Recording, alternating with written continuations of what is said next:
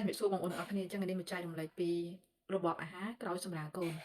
ចារបបអាហារក្រោយសម្រាលកូនយើងមានអីខ្លះចាយើងមានគ្រប់មុខចាអត់មានតមអីទេលើកលែងតែបន្លែឆៅសាច់ឆៅស្រាអឺប្រៃហឹលហឹលខ្លាំងបងប្អូនដូចជាម្រេចអីហ្នឹងណាចាយើងកុំញ៉ាំច្រើនមិនមែនអត់ឲ្យដាច់ខាតទេដូចជាម្រេចអីយើងកុំញ៉ាំច្រើនហើយមួយទៀតថ្នាំខ្មែរថ្នាំដាំទឹកហ្នឹងណាបងប្អូនចារឹងឬឈើដាំទឹកហ្នឹងក៏អត់ដែរចាហ្នឹងអាហារដែលតមក្រៅពីហ្នឹងមានដូចជាបន្លែ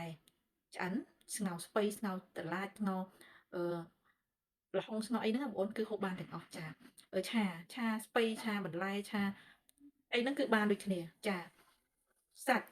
សាច់ចៀនសាច់ប្រឡាក់សាច់អាំងចាពងមាន់ពងទាស៊ុបអីហ្នឹងគឺបានធម្មតាអត់មានឲ្យតមទេចាផ្លែឈើក៏ដូចគ្នាដែរអត់ចោលទេមានដូចជាការនេះមានផ្លែចេកចាមានផ្លែប៉ោមផ្លែស្រីផ្លែអី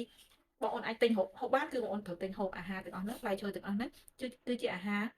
សាងសង់អាហារការពារនិងអាហារថាមពលហើយជាពិសេសពេលដែលស្ត្រីសម្រាប់កូនគឺត្រូវការកាល់ស្យូមច្រើនដើម្បីឲ្យស្ត្រីមានសុខភាពល្អឡើងវិញសម្បូរទឹកដោះហើយកាត់បន្ថយstress ក៏ដូចជាជួយឲ្យខួរឆ្អឹងរបស់យើងបង្កើតភាពជាក្រហមឡើងវិញបានច្រើនទឹកដោះគោអត់ចោលបងប្អូនអត់ចោលទឹកដោះគោទេមួយថ្ងៃមួយកែវមកទឹកដោះគោខាប់យើងក៏បានដែរបងប្អូនណាឆុងផឹកមកឬក៏ទឹកដោះគោស្រស់ក៏បានដែរកុំដៅឲ្យក្តៅអ៊ុនៗមកយកមកផឹកមកដើម្បីឲ្យយើងមានកាល់ស្យូមគ្រប់គ្រាន់អញ្ចឹងអត់មានតមទេបងប្អូនណាអត់ហ៊ានហូបបន្លែទេខ្លាចហើមពួយអត់ទេគឺហូបធម្មតា